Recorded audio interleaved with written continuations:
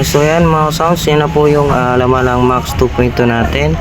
So yan, power ng transformer niya nasa 156 volts po yan.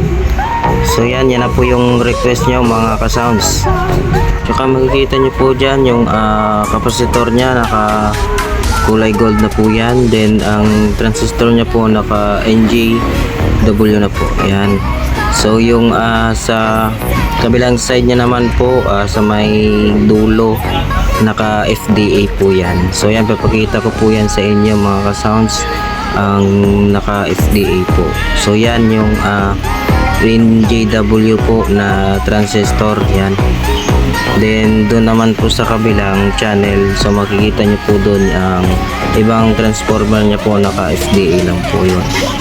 So yan mga ka-sounds, na po yung request nyo. Sana mag-enjoy po kayo sa video natin. So huwag nyo pong kalimutan mag-like and then share and subscribe po sa YouTube channel natin. So yan mga ka-sounds, maraming salamat po sa suporta at sa subaybay sa YouTube channel po. So yan mga ka-sounds, maraming salamat.